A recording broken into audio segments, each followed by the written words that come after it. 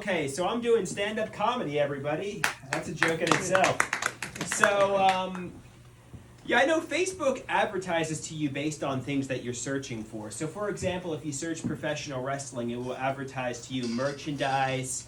So recently, Facebook advertised to me a kitchen knife. And I'm thinking to myself, what does it think? I need to get more independent and cook in the kitchen? But then it started advertising to me burlap bags, caskets, gas cans, a shovel. And I started to think to myself, what are you getting at, Mark Zuckerberg? I don't want to kill anybody. You should advertise to me, you know, obviously, little stuffed bunnies, camera equipment, and things to that nature. Don't advertise to me, you know, weapons. But yeah, the algorithm, but seriously, it did advertise to me a kitchen knife. And I don't know what the algorithm really thought, because, you know, but yeah, I mean, with that said, Mark Zuckerberg, I don't want to kill anybody, so stop advertising to me kitchen knives. So I went to a Mexican restaurant, and obviously, a lot of Mexican dishes sound exactly the same. So the ensalada sounds like the enchilada, but the enchilada is this cheesy dish, and the ensalada is a salad. So I kept repeatedly ordering I wanted to order the enchilada, but I kept repeatedly ordering the ensalada. I must have done this 3 or 4 times.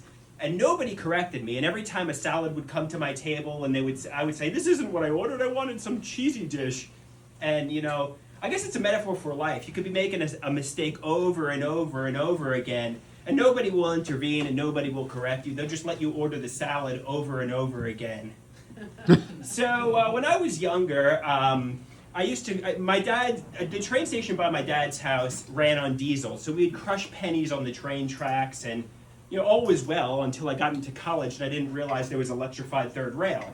So I dropped my cell phone on the train tracks, went down and I was wandering around. When I called my dad that evening, he said to me, so, you know, what happened? You dropped your cell phone and you were walking around on the train tracks? And this was in Syosset, by the way, which is electrified. And yeah, I said, yeah. And he's like, you could have electrocuted yourself. So I must have had a guardian angel watching over me that day. So I'm going to instill in my children, if I ever have any, there is an electrified third rail. Don't electrocute yourself. Don't crush pennies. So obviously, you know, when I was younger, a lot of people listen. You know, I would go to friends' houses, and the friends' dads would ask, do all the kids in middle school listen to the Beatles? And I thought to myself, no. The kids in middle school listen to, and my dad would ask the same question. He would ask, do they listen to Led Zeppelin, Linkin? The kids in middle school, when I went to school, listened to Limp Bizkit, Linkin Park, Stained, Eminem. And, you know, somehow my father didn't realize, you know, okay, this joke, I screwed up.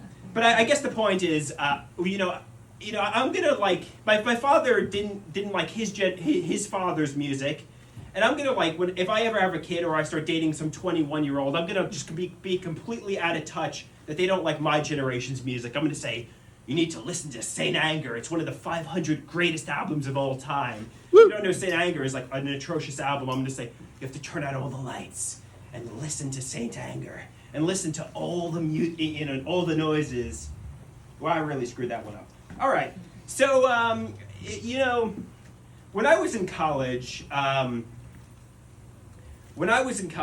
obviously, I was aimless, going nowhere, failing all my classes, and I felt like... Me too. Yeah, you too, yeah. So I felt like the Edvin Moon painting, The Scream. So I wanted to go into the library where there were a lot of, people working towards accounting, future doctors, future lawyers, and I wanted to go into the middle of a library and scream like this, ah! But if you actually did that, they would come, take you away, bring you somewhere, you know, but that's really how I felt. So obviously, how many of you, you know, haven't worn an article of clothing in a while, you put it on and you find something in the pocket, and it brings you back to a magical time? So I had this dress jacket that I hadn't worn since Christmas 2019. I reached into the pocket, I pulled out a ticket to a Christmas concert, and it brought me back to a magical time when I went to some Christmas concert. You know, obviously, recently I found the Cougar's panties under my bed. I don't know what that, yeah. And I thought to myself, well, that brought me back to a magical time where, I don't know. I don't know. Yeah, whatever. So my mother said, she could go in. My mother said I need to go into New York City to socialize, and I'm afraid of getting assaulted by a criminal. She says, obviously go into New York City. Don't be afraid. Anybody could do anything to me and assault me, and I'm not afraid of. And I'm thinking to myself, Mom, if you did, God forbid, get assaulted by a criminal in New York City, you would start to cry. You would start to feel horrible. If criminals assault you, it's obviously a very traumatic kind of ordeal. So, with that said, it sounds good on paper. Don't be anxious. Don't be afraid. Just go out there and, don't be afraid. But if you did get assaulted by a criminal in New York City, it would be very upsetting.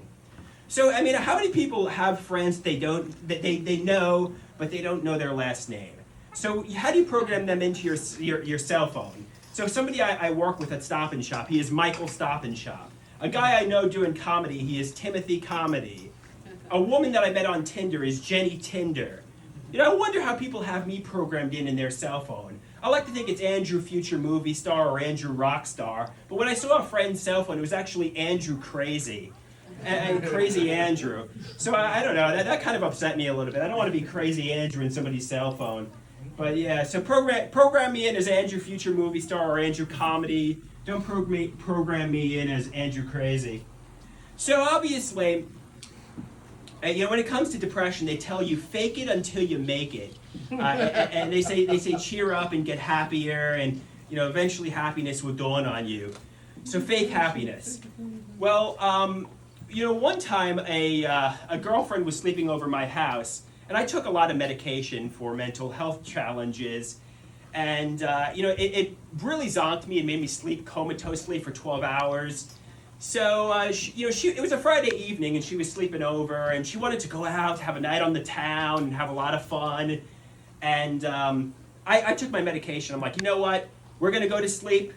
And she basically, I was comatose for like 12 hours, and she wanted to do things, but I was just lying awake. And I told her, fake sleep until you make it.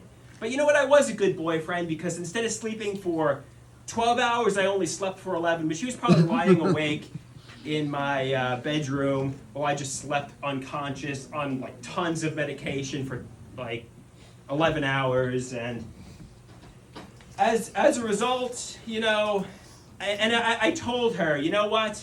She's like, oh, but I want to go somewhere and do something. I'm like, no, just lie awake. Try to go to sleep. Fake sleep until you make it. So it's kind of like depression. Fake happiness until you make it. Try to fake going to sleep until you make it, and that's my time. Thank you. Woo!